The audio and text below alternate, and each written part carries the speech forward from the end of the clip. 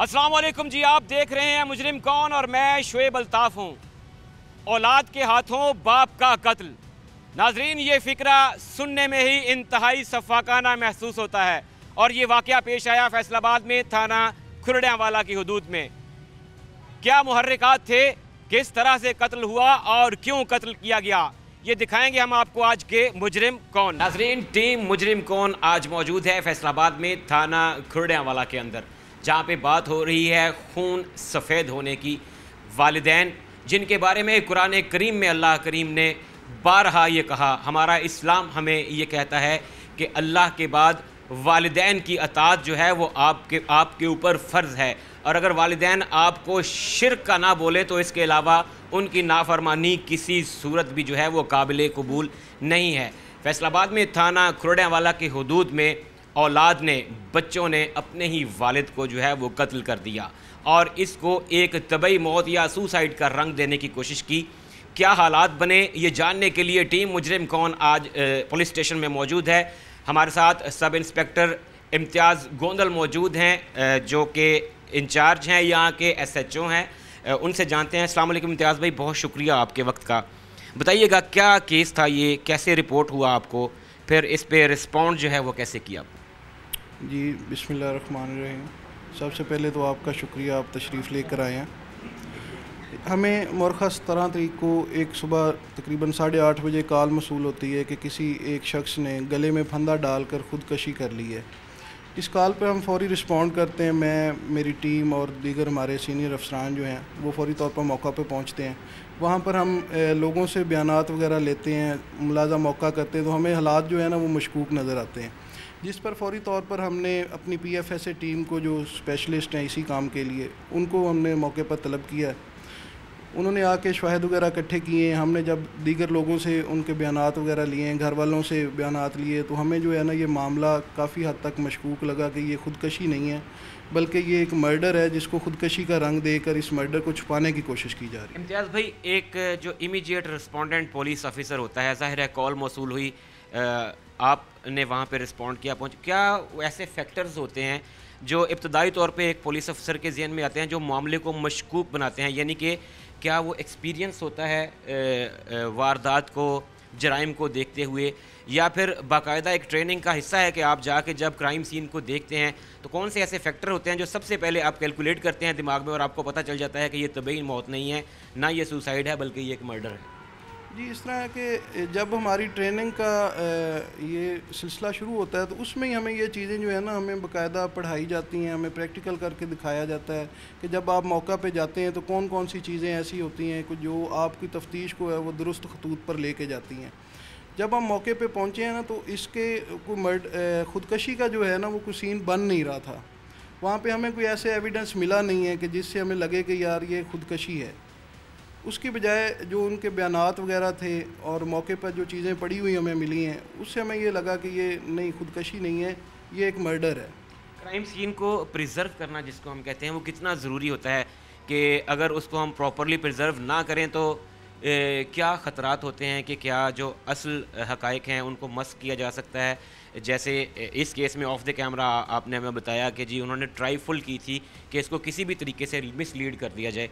Crime scene को preserve करना किस हद तक जो है वो ज़रूरी होता है और कितना टाइम ड्यूरेशन होता है कि आपने इतने टाइम के लिए कम अज़ कम उस क्राइम सीन को लाजमी प्रिजर्व करना है?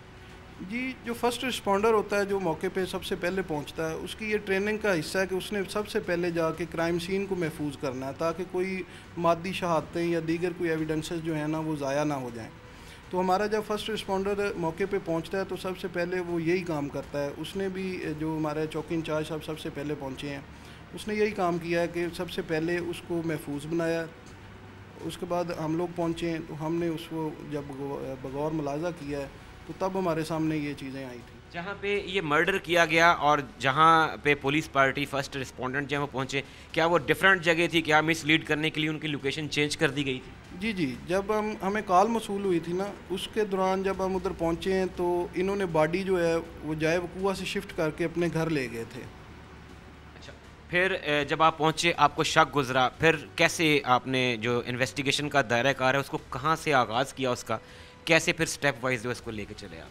जी, हमने सबसे पहले तो घर वालों से इंटरोगेशन की कि ये कैसे हुआ है। आपने सबसे पहले तो आपने इसकी बॉडी की जो पोजीशन है वो क्यों चेंज की है। वहाँ से हमें थोड़ा सा शक पड़ा, फिर हमने इनके बयानात लिए, इर्द गिर्द से इनका पता किया कि भी यार ये कैसे हुआ है। हमारे जो सफ़ेद पारचात में लोग थे वो आवाम में घुल मिल गए, उनसे पता जो ये करने शुरू हो गए कि यार ये वकूआ किस तरह हुआ है। वहाँ से हमें काफ़ी सारी हेल्प आउट हुई। और ये बताइएगा, फिर ज़ाहिर है अब ये कस्टडी में है, मुल्ज़िमान आपके ज़ेरे हिरासत हैं, क्या बताया इन्होंने तफ्तीश के दौरान? क्या मोटिव था इनका? क्या किस तरह से प्लान किया और इस प्लान को फिर एग्जीक्यूट उन्होंने कैसे किया? जी, ये बेसिकली तो घरेलू लड़ाई झगड़ा था। उसके पीछे एक जायदाद का भी अंसर था कि ये बंदा जो है, इसकी कुछ दुकानें वगैरह भी थीं, घर भी था, घर वालों के साथ इसकी अक्सर नहीं बन रही थी। तो इन्होंने ये वालदा है और इनके 3 बेटे जो इन्होंने मिलकर ये प्लान बनाया कि क्यों ना हम इसका वैसे ही ज़िंदगी का ख़ात्मा कर दें। इसके दौरान प्लान के दौरान इन्होंने गोलियां जो नींद वाली होती हैं वो मेडिकल स्टोर से उन्हें जाके फ़ेक अपनी दिखाई मेडिकल रिपोर्ट्स के, जी हमें नींद नहीं आ रही तो हमें वो गोलियां दी जाएं। वहाँ से गोलियां हासिल की, गोलियां हासिल करके रात को खाना खिलाया, खाना खिलाने के बाद जो दूध पिलाया था उस दूध में गोलियां मिला के इन्होंने दे दी। रात तकरीबन 9 बजे ये दूध और वो खाना खाने के बाद सो गया उधर ही। तो तकरीबन 12-1 बजे ये दोबारा इकट्ठे हुए हैं, वालदा और उनके बेटे, वो अलहदा मकान में रह रहे थे। तकरीबन 12 बजे के करीब ये इकट्ठे हुए हैं। जाके इन्होंने उनके गले में वो दुपट्टे के साथ फंदा उसको डाला है, उसको मौत की नींद सुला के फिर ये वापस अपने घरों को आ गए। सुबह उठ के इन्होंने दोबारा जो है वो रोना पीटना शुरू कर दिया जब इन्हें इतला मिली कि इस तरह आपके जो वालिद है वो फौत हो गया। तो पहले तो इन्होंने ये ड्रामा किया कि जी ख़ुद इसने अपने तौर पे जो है ना वो फंदा लगाया है। बाद में जब पुलिस आई, पुलिस ने मुख्तलिफ़ सवालात किए तो फिर इन्होंने कहना शुरू कर दिया कि नहीं, इसको किसी और ने मर्डर किया होगा, हमें नहीं पता। लेकिन एट दी एंड जब तफ्तीश जो है वो मुकम्मल हुई तो पता चला कि ये इन्होंने ही मर्डर करके उसको अंधे कत्ल को छुपाने की और किसी और के खाते में डालने की कोशिश की थी। इम्तियाज़ भाई, ऐसे केसेस में जहाँ पे अपनी फैमिली, अपने घर का कोई फ़र्द इन्वॉल्व होता है, अक्सर देखने में यह आया है कि कुछ अरसे के बाद जो मर्डरर हैं, जो कातिल हैं, वो दोबारा इन्हीं गलियों बाज़ारों में घूमते हुए नज़र आते हैं। क्या होता है? क्या मजबूत केस नहीं फ़ाइल हो पाता, या मुद्दई मसलहत का शिकार हो जाते हैं, या हमारी प्रोसिक्यूशन में कुछ फ्लॉज रह जाते हैं? ऐसा क्या होता है कि यही जो कातिल हैं ये दोबारा हमें इन्हीं गलियों बाज़ारों में जो है वो घूमते हुए नज़र आते हैं?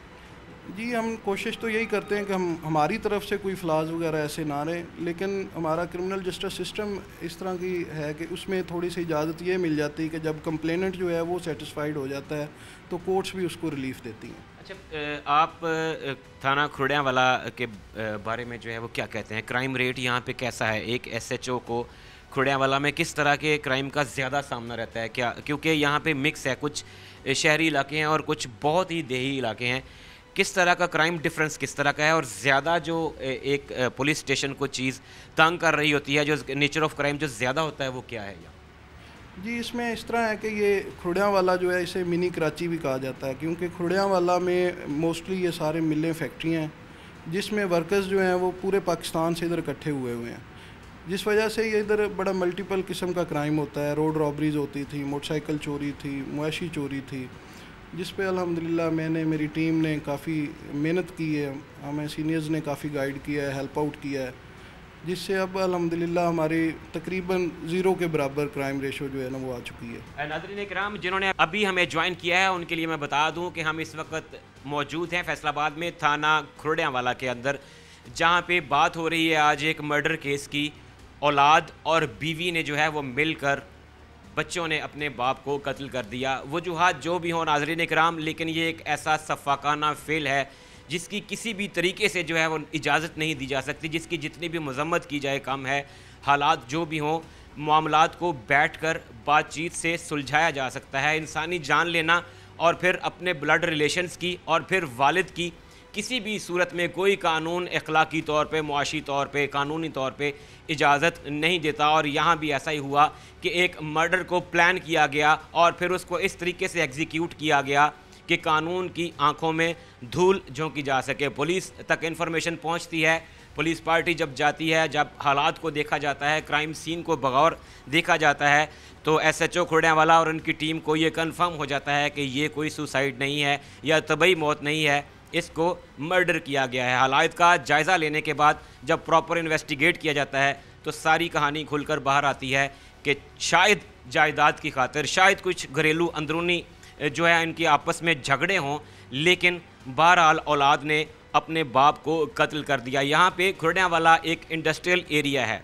सबसे बड़ी बात यह है कि एक गांव का जो मखसूस कल्चर होता है वो यहाँ नापैद है कि हर शख्स दूसरे को जानता है। जैसे SHO साहब फरमा रहे हैं कि हमारे यहाँ बाहर से बहुत लोग जॉब्स के सिलसिले में आके इंडक्ट हुए हैं। इम्तियाज़ भाई, ये बताइएगा सबसे ज़्यादा ज़रूरी आप किस चीज़ को समझते हैं? क्योंकि पुलिस की तरफ से कुछ SOP सेट किए गए हैं। आप कोई मुलाजम अपॉइंट करते हैं तो उसकी करैक्टर सर्टिफिकेट, उसकी वेरिफिकेशन पुलिस जो है वो ज़रूरी है। इसी तरह यहाँ पे जो है वो एक कल्चर डेवलप है रेंट आउट करने का, कि लोग बाहर से हैं, एक शख्स जिसका 5 मरले का घर है वो अपने घर को 4 पोर्शंस में तकसीम करता है, 2.5 मरले और फिर ऊपर 2 स्टोरीज़, एक में खुद रहता है, 3 रेंट आउट कर देता है। कितने % लोग जो हैं वो आप समझते हैं कि रिस्पॉन्सिबल हैं इस चीज़ के कि वो आके बाकायदा SOPs पे अमल दरामद करते हैं, जो किरायादारी का एक्ट है, जो वेरिफिकेशन है वो करते हैं, और कितने अभी भी जो है उनको ज़रूरत है अवेयरनेस की, उनको कानून पे अमल करने की? क्योंकि अगर प्रॉपर प्रोसीजर अडॉप्ट किया जाए तो मेरे ख्याल है कि क्राइम रेट कम किया जा सकता है। क्या समझते हैं आपके यहाँ पे रेशो क्या है और लोगों को भी किस हद तक इस पे मज़ीद काम करने की ज़रूरत है? जी, मैं आपके तवसत से पूरे खुरड्यांवाला को एक मैसेज भी देना चाह रहा हूँ। आपने बड़ा अच्छा क्वेश्चन ये किया है। हमारे इधर जितने भी लोग हैं वो मोस्टली रेंटेड हैं, किराए के मकान भी लिए हुए हैं, फ्लैट भी बनाए हुए हैं, इवन के मिलों फैक्ट्रियों के अंदर भी उन्होंने रिहाइशें दी हुई हैं।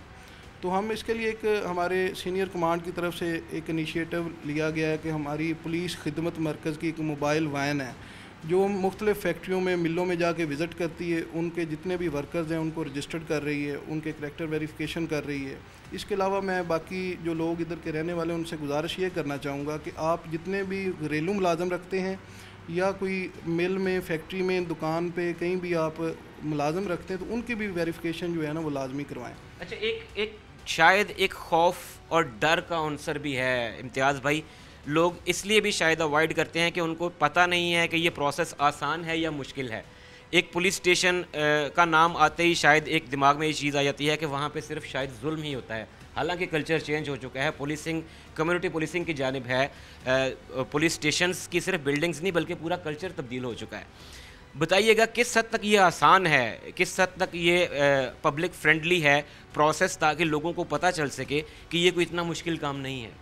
जी शुएब साहब, हमारे जो मौजूदा IG साहब हैं इन्होंने इस ज़मन में बड़े अच्छे काम किए हैं। एक स्पेशल इनिशिएटिव शुरू किया गया था SIPS का, जिसमें लोगों की आसानी के लिए पुलिस स्टेशंस को भी अपग्रेड किया गया था। 1 विंडो ऑपरेशन हो रहा है हमारे इधर। अभी जितने भी लोग आते हैं फ्री ऑफ कास्ट उनका काम जो हो रहा है, किसी किस्म का कोई मसला परेशानी नहीं है।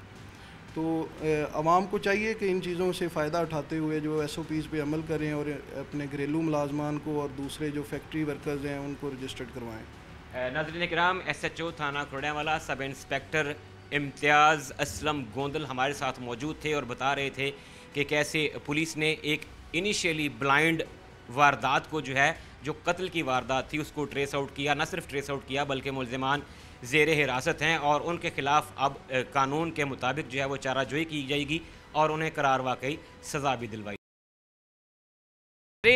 टीम मुजरिम कौन आज बात कर रही है उस अफसोसनाक वाक़े पर जो थाना खुरड्यांवाला की हदूद में पेश आया, जहां पर संग दिल बेटों ने अपने ही बाप को कत्ल कर दिया और इस सारी वारदात में बच्चों की मां यानी मकतूल की बीवी भी शामिल थी। हालात जो भी रहे हों, कोई उज़्र ऐसा नहीं है जो इस चीज़ को जस्टिफाई कर सके कि किसी भी हालत में खून इतना सफ़ेद हो जाए कि आप अपने रिश्तों का तकद्दुस पामाल कर दें।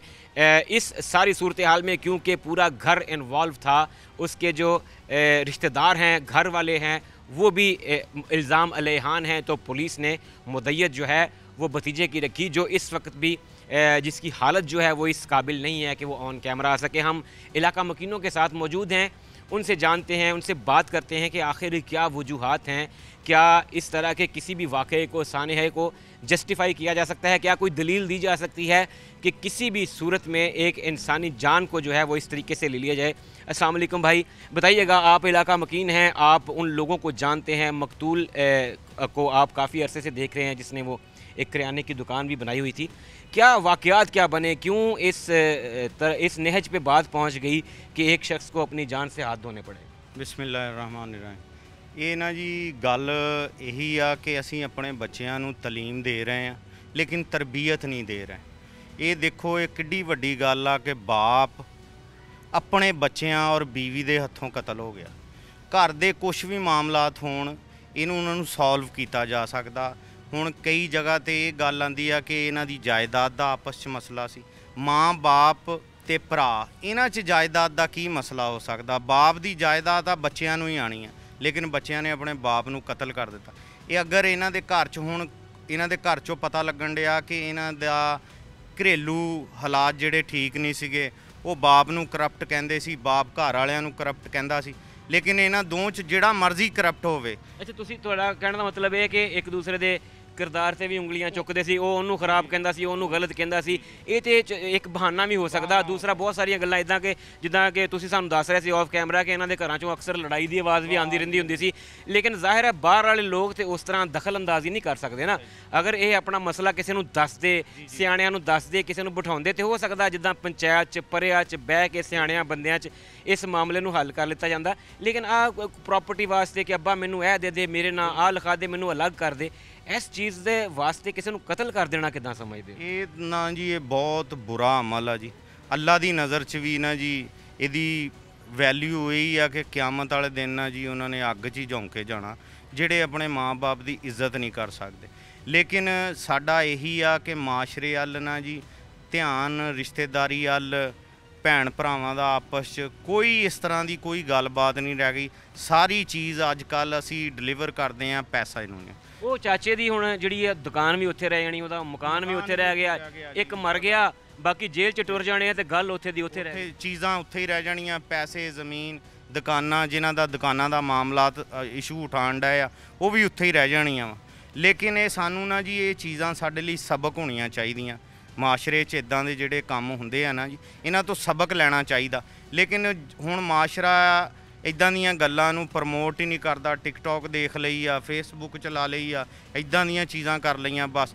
ਇਹ ਇਸ ਕਰਕੇ ਅਸੀਂ ਕਿਸੇ ਵੀ ਜੁਰਮ ਤੇ ਕੰਟਰੋਲ ਪਾ ਹੀ ਨਹੀਂ ਸਕਦੇ। ਇਹ ਦੱਸੋ ਮੈਨੂੰ ਕਿ ਇਹਦਾ ਅਸੀਂ ਜ਼ਾਹਰ ਸਾਰੇ ਫੈਮਲੀਆਂ ਵਾਲੇ ਆ, ਘਰਾਂ ਬਾਰਾਂ ਵਾਲੇ ਆ, ਸਾਡਾ ਲਾਈਫ ਸਟਾਈਲ ਬਿਲਕੁਲ ਬਦਲਦਾ ਜਾ ਰਿਹਾ ਹੈ। ਵਜ੍ਹਾ ਕੀ ਹੈ? ਮਤਲਬ ਅਸੀਂ ਇਹਨੂੰ ਕੰਟਰੋਲ ਕਿੱਦਾਂ ਕਰ ਸਕਦੇ ਹਾਂ? ਕਿਆ ਅਸੀਂ ਆਪਣੇ ਔਲਾਦ ਨੂੰ, ਬੱਚਿਆਂ ਨੂੰ ਟਾਈਮ ਘੱਟ ਦੇਣਾ ਸ਼ੁਰੂ ਕਰ ਦਿੱਤਾ? क्या असी कोई पुरानियां रवायतां छड्ड दित्तियां?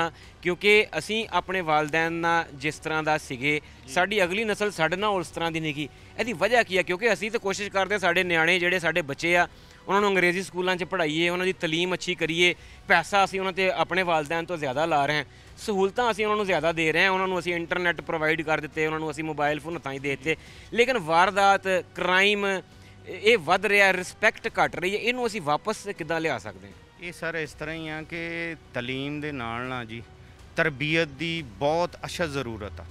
ਤਲੀਮ ਜਿਹੜੀ ਹੈ ਨਾ ਇਹ ਮਾਇਨੇ ਨਹੀਂ ਰਖਾਉਂਦੀ, ਤਰਬੀਅਤ ਮਾਇਨੇ ਰਖਾਉਂਦੀ ਹੈ।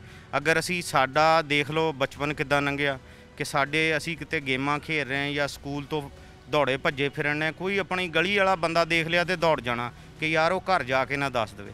ਅੱਜ ਕੱਲ੍ਹ ਮਾਸ਼ਰੇ 'ਚ ਇਹ ਹਾਲਾਤ ਆ, ਕਿਸੇ ਦਾ ਬੱਚਾ ਕੋਈ ਗਲਤ ਕੰਮ ਕਰਦਾ, ਉਹਨੂੰ ਮਹੱਲੇਦਾਰ ਵਾਲੇ ਨੇ ਜਾ ਕੇ ਕਹਿਤਾ ਨਾ ਉਹ ਇਨਸਾਨ ਦਾ ਬੱਚਾ ਬਣ, ਉਹਦੇ ਬਾਪ ਨੇ ਉਹਦੇ ਘਰ ਲੜਨ ਆ ਜਾਣਾ। ਸਿਰਫ ਆਹੀ ਗੱਲ ਆ ਕਿ ਸਾਡੀਆਂ ਜਿਹੜੀਆਂ ਕਾਹਲੀਆਂ ਵਾ, ਅੱਗੇ ਸਬਰ ਹੁੰਦਾ ਸੀਗਾ, ਜੇ ਕਿਸੇ ਨੇ ਕਿਸੇ ਦੇ ਨਿਆਣੇ ਨੂੰ ਕੁਛ ਕਹਿ ਦਿੱਤਾ ਨਾ ਤੇ ਉਹਨਾਂ ਨੇ ਆ ਕੇ ਦੱਸਿਆ, ਉਹਨੇ ਕਹਿਣਾ ਪੁੱਤ ਤੇਰੀ ਗਲਤੀ ਸੀਗੀ। ਹੁਣ ਇਹ ਚੀਜ਼ਾਂ ਮੁਖਤਲਿਫ ਹੋ ਗਈਆਂ, ਹਰ ਚੀਜ਼ ਸੋਸ਼ਲ ਮੀਡੀਆ ਹੀ ਬਣ ਗਿਆ ਵਾ ਕਿ ਜੋ ਸੋਸ਼ਲ ਮੀਡੀਆ ਤੇ ਹੋ ਰਿਹਾ ਵਾ ਉਹ ਕਹਿੰਦੇ ਆ ਜੀ ਉਹੀ ਕੰਮ ਅਸੀਂ ਕਰੀ ਜਾਈਏ। ਅਸੀਂ ਆਪਣੇ ਬੱਚਿਆਂ ਨੂੰ ਇਹ ਵੀ ਨਹੀਂ ਦੱਸਦੇ ਨਾ, ਅਸੀਂ ਉਹਨਾਂ ਨੂੰ ਕਹਿੰਦੇ ਤੂੰ ਅੰਗਰੇਜ਼ੀ 'ਚ ਕਹਿਣਾ ਵਾ ਕਿ ਮੇ ਆਈ ਕਮ ਇਨ ਸਰ, ਮੇ ਆਈ ਕਮ ਇਨ ਮੈਮ, ਤੇ ਇਹ ਨਹੀਂ ਅਸੀਂ ਦੱਸਦੇ ਕਿ ਸਾਡੇ ਵੱਡਿਆਂ ਨੇ ਸਾਨੂੰ ਦੱਸਿਆ ਸੀ ਕਿ ਜੇ ਕੋਈ ਪ੍ਰਾਹੁਣਾ ਆ ਜਾਵੇ ਤੇ ਉਹਨੂੰ ਤੁਸੀਂ ਸਰਾਣੇ ਵਾਲੇ ਪਾਸੇ ਪਾਉਣਾ, ਉਹਦਾ ਕੀ ਮਤਲਬ ਆ? ਅਸੀਂ ਆਪਣੀਆਂ ਰਵਾਇਤਾਂ ਛੱਡਦੇ ਜਾ ਰਹੇ। ਉਹ ਇਸ ਤਰ੍ਹਾਂ ਨਾ ਜੀ, ਅਗਰ ਕਿਸੇ ਸ਼ਖਸ ਨੂੰ ਅਸੀਂ ਇੱਜ਼ਤ ਦੇਵਾਂਗੇ ਨਾ, ਉਹਦੇ ਸਾਡੀ ਇੱਜ਼ਤ ਦਾ ਇਜ਼ਾਫਾ ਹੋਏਗਾ। ਉਹ ਕਿਤੇ ਜਾਏਗਾ, ਉਹ ਦੱਸੇਗਾ ਯਾਰ ਮੈਂ ਉੱਥੇ ਗਿਆ, ਉਹਨਾਂ ਨੇ ਸਾਨੂੰ ਬੜੀ ਇੱਜ਼ਤ ਦਿੱਤੀ। ਉਹ ਜਿਹੜੀ ਇੱਜ਼ਤ ਦੇਣਾ ਸੀ ਨਾ ਜੀ, ਉਹ ਸਾਡੇ ਕੋਲ ਹੁਣ ਬਿਲਕੁਲ ਖਤਮ ਹੋ ਗਈ ਹੈ। नाज़रीन इकराम, फैसलाबाद में थाना खुर्डियावाला की हदूद में एक ऐसा अफसोसनाक वाक़या पेश आया जिससे शायद इंसानियत भी शर्मा जाए। जायदाद के तनाज़े में एक दूसरे पर पहले करैक्टर असैसिनेशन अटैम्प्ट, एक दूसरे की किरदार कुशी, और फिर उसके बाद बच्चों ने अपनी मां को साथ मिलाकर अपने बाप को कत्ल कर दिया। मुल्ज़िमान ने इस वाक़े को पहले ख़ुदकुशी का रंग देने की कोशिश की और पुलिस को मिसलीड करने की कोशिश की। थाना खुर्डियावाला पुलिस का ये प्लस पॉइंट है, उनका प्रोफेशनलिज्म है। उन्होंने अपनी पेशा वाराना महारत को बरूए कार लाते हुए जब क्राइम सीन को जाकर देखा तो उन्हें शक गुजरा कि ये सुसाइड तो किसी तरीके से हो सकती ही नहीं है। उन्होंने अपनी तफ्तीश का दायरा कार बढ़ाया तो उनको पता चला कि ये इसमें कोई घर का भेदी शामिल है, और घर का एक भेदी नहीं बल्कि पूरा घर ही कातिल निकला। बेटों ने अपनी माँ के साथ मिलकर नशा आवर चीज़ की मदद से पहले अपने वालिद को रात में बेहोश किया और फिर बेहोशी की हालत में एक दुपट्टे के साथ उसका गला दबाकर उसकी जान ले ली। और वजह चाहे कुछ भी रही हो, ये इंसानियत सोज़ वाक़या जो है वो हर सूरत में काबिले मुज़म्मत है। छुपते थे कभी संग की दीवार के बीच, अब तो खुलने लगे मक्तल भरे बाजार के बीच। नाज़रीन इकराम, टीम मुजरिम कौन आज मौजूद है फैसलाबाद में थाना खुर्डियावाला के अंदर, और बात हो रही है एक ऐसे सफाकाना कत्ल की जिस पे शायद इंसानियत शर्मा जाए। जी हाँ, औलाद ने ही अपने बाप को कत्ल कर दिया।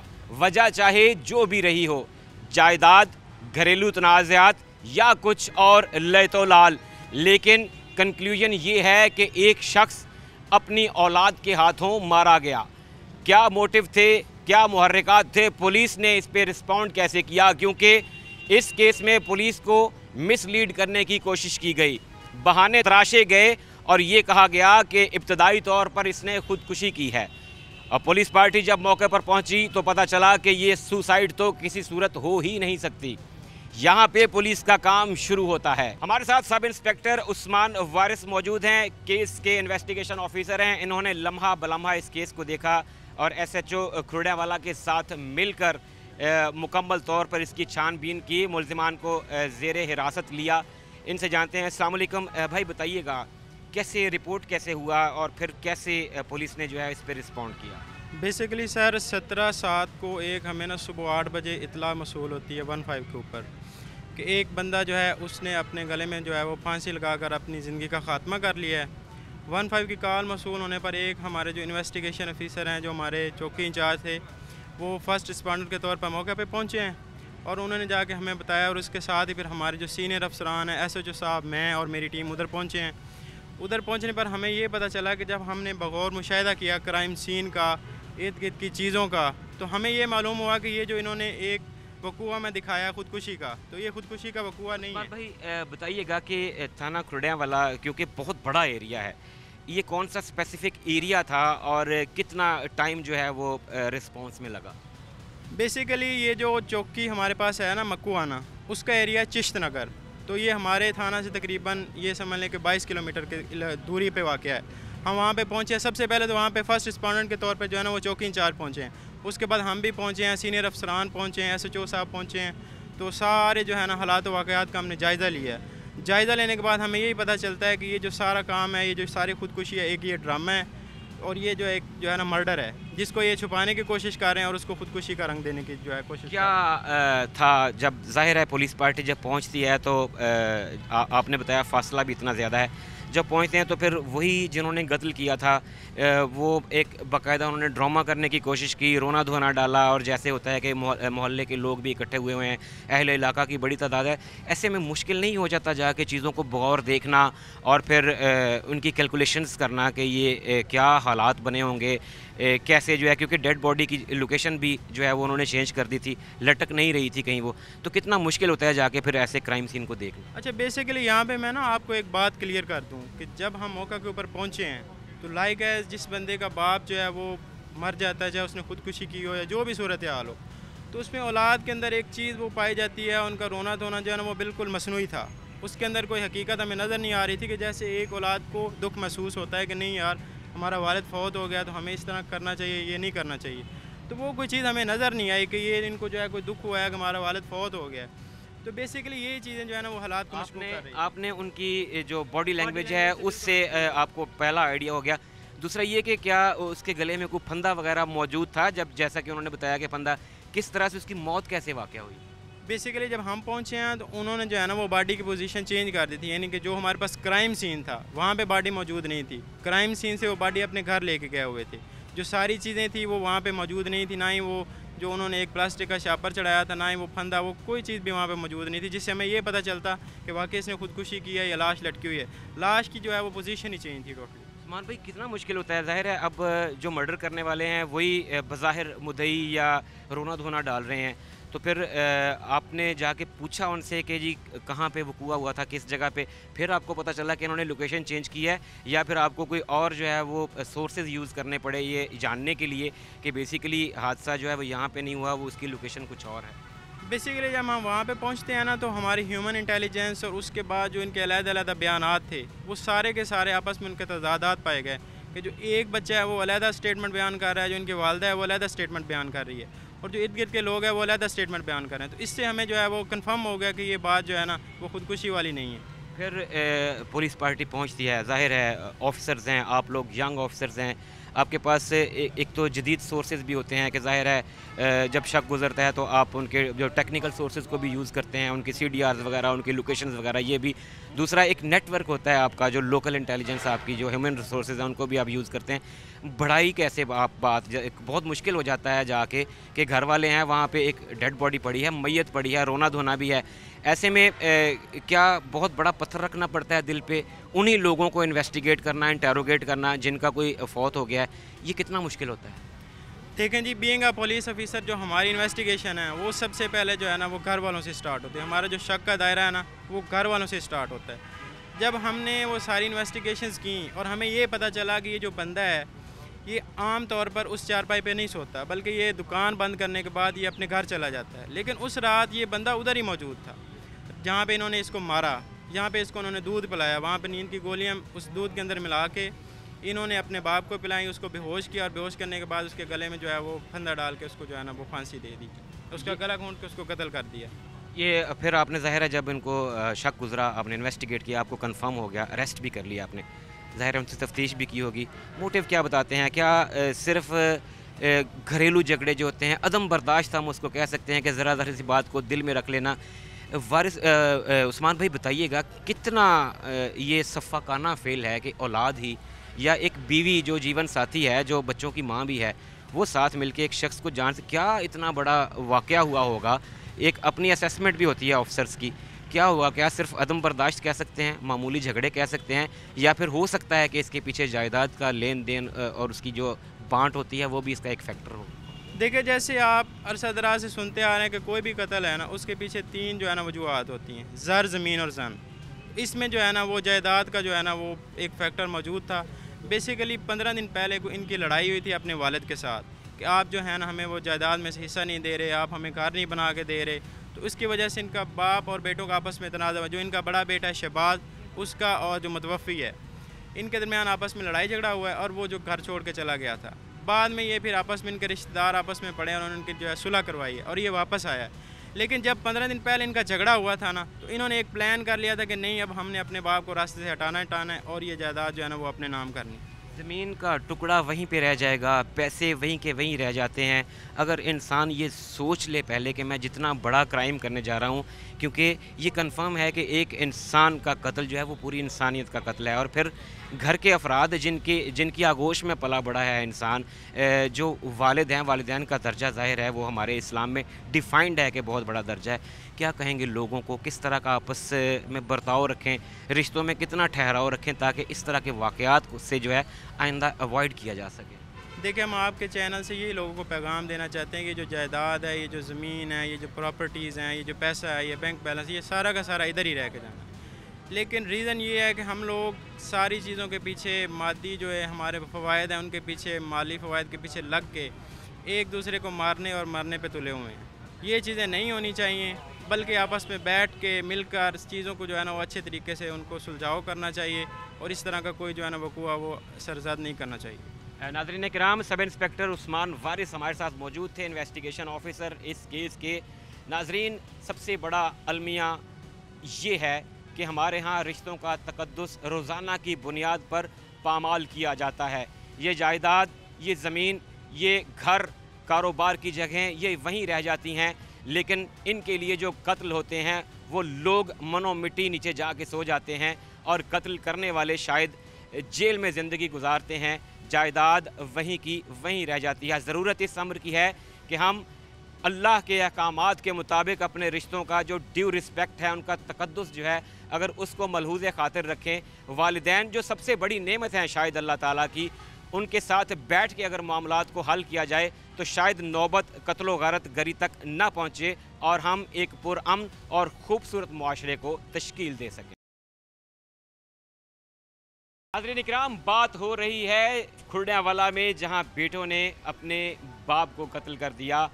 इस हवाले से हमारी शरीयत क्या कहती है, हमारा इस्लाम क्या कहता है। कारी आफ्ताब अहमद नक्शबंदी साहब मजहबी स्कॉलर हैं, हमारे साथ मौजूद हैं। उनसे जानते हैं कि क्या हमारे दीन में इस तरह की कोई गुंजाइश मौजूद है, क्या इस तरह से रिश्तों को पामाल किया जाना दुरुस्त है।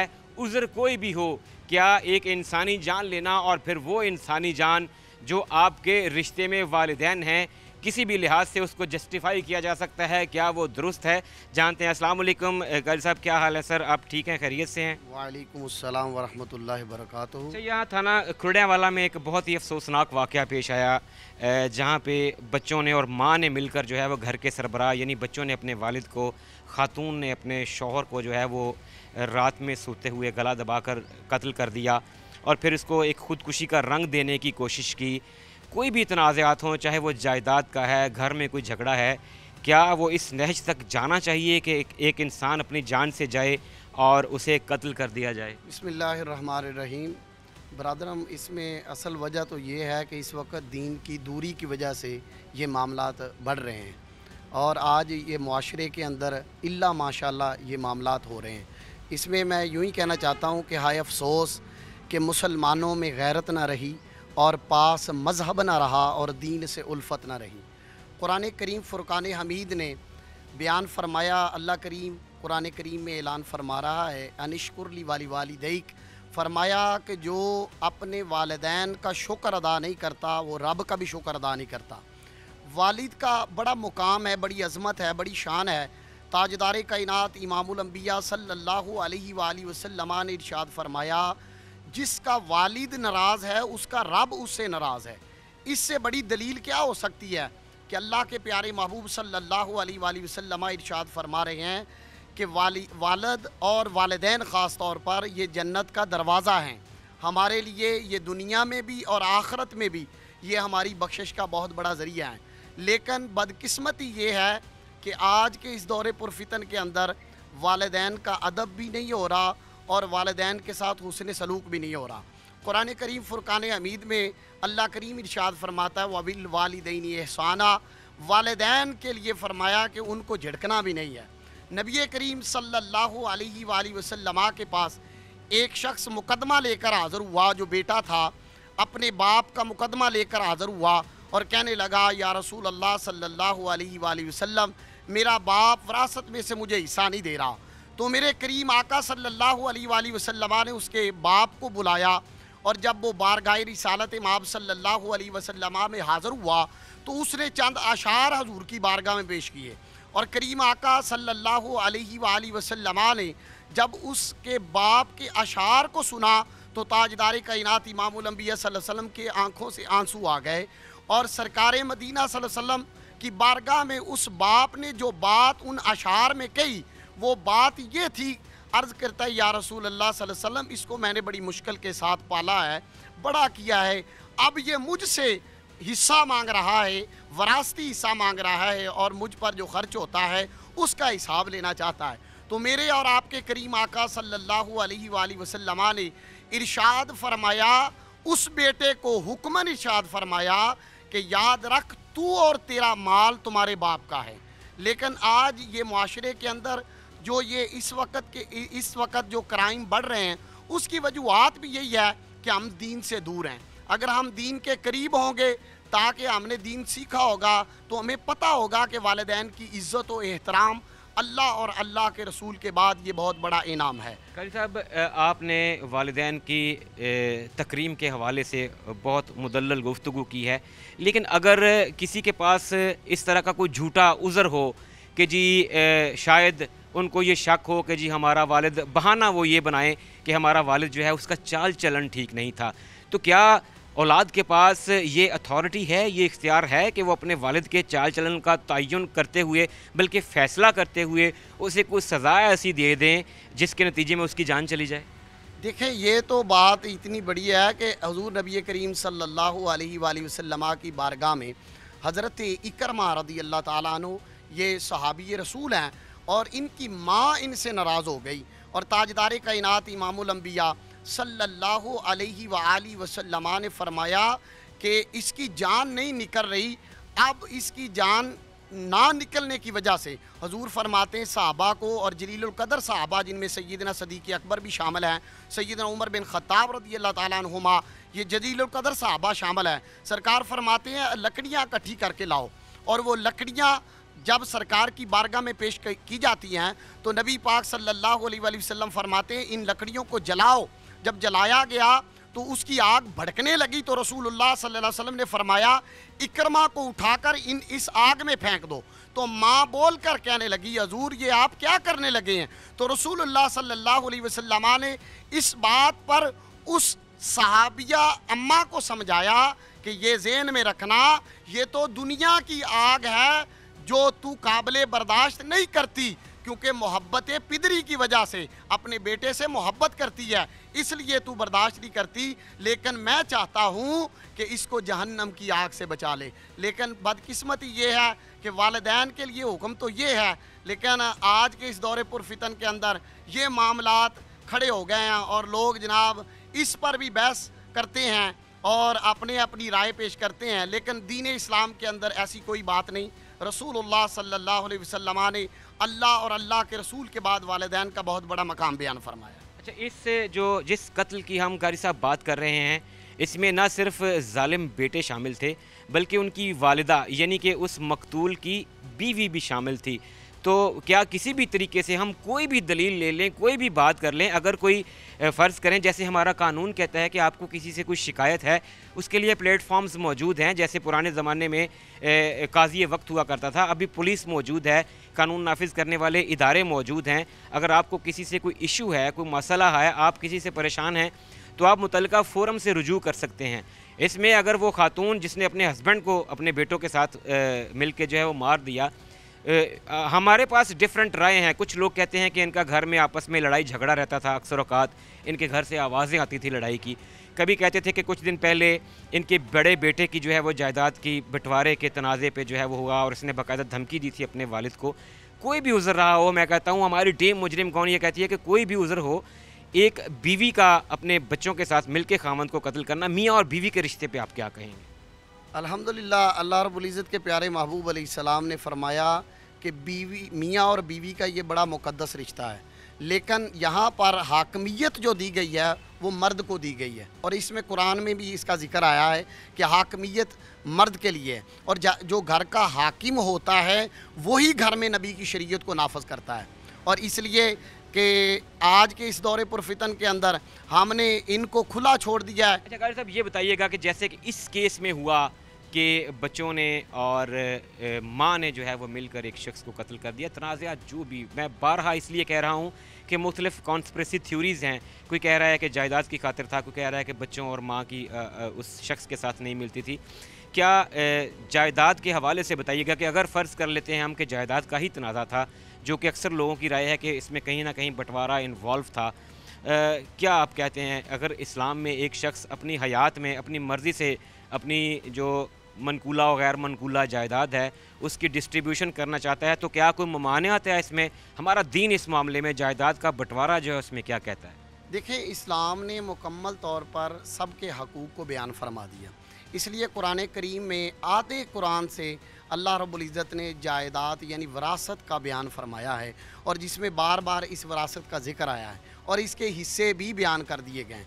इस पर मैं इतना ही कहना चाहता हूँ कि वही बात है कि आज हमारी दीन से दूरी है, और इस पर यह कहना चाहता हूँ, अल्लामा इकबाल ने कलंदर लाहौरी ने इस पर एक शेर लिखा। वो कहते हैं कि दरसे कुरान अगर हमने बुलाया ना होता, ये ज़माना हमें ज़माने ने दिखाया ना होता, वो मुअज़्ज़ज़ थे ज़माने में मुसलमान होकर, हम ख़ार हुए तारके कुरान होकर। अगर हमारा ताल्लुक़ कुरान और शरीयत के साथ होता और दीन इस्लाम की हर बात पर हम अमल करते तो इंशाअल्लाह ऐसे वाक़यात पेश ना आते। क्या कहते हैं आप कि हमें जो नज़र आ रहा है, जो हालात बता रहे हैं, जो ज़्यादातर इन्वेस्टिगेशन ऑफिसर का भी ख्याल है कि शायद उनको डर था कि ये अपनी ज़िंदगी में हमें हिस्सा नहीं देगा। तो जैसे कि हमारा कानून कहता है कि एक शख्स के मर जाने के बाद, उसके दुनिया से चले जाने के बाद बंटवारा होता है, तो उसकी शायद उसकी तबई मौत का इंतज़ार नहीं किया गया और बंटवारे के लिए ही जो है वो उसको अबदी नींद सुला दिया गया, उसे मार दिया गया, कत्ल कर दिया गया।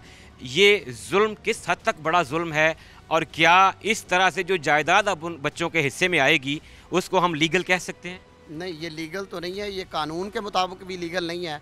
उसकी वजह यह है कि एक इंसान का कत्ल करना, नबी करीम सल्लल्लाहु अलैहि वसल्लम ने फरमाया ये पूरी इंसानियत का कत्ल है।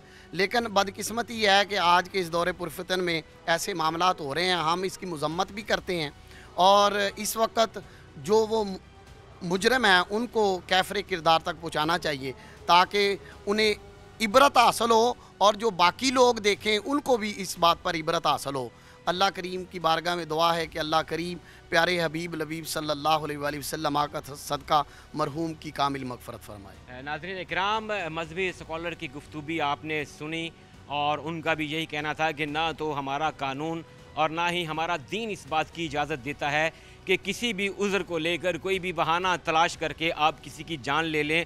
और फिर इन्होंने कुरान और अहादीस की रोशनी में वालिदैन का मर्तबा भी खुलकर बयान किया, उसे एक्सप्लोर किया, उसके वो पहलू बताए जो नॉर्मली हमारे सामने से मख्फी होते हैं।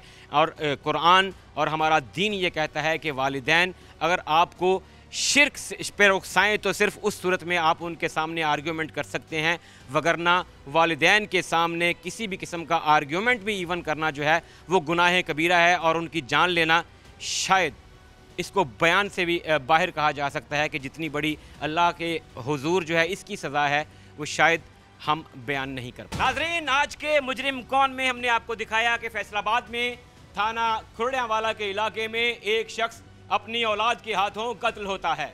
सफाकियत की इससे बड़ी मिसाल और क्या होगी कि वो वालिदैन जिनके लिए हुक्म है कि उनके आगे उफ तक न करो, इंसान उनकी जान ले ले।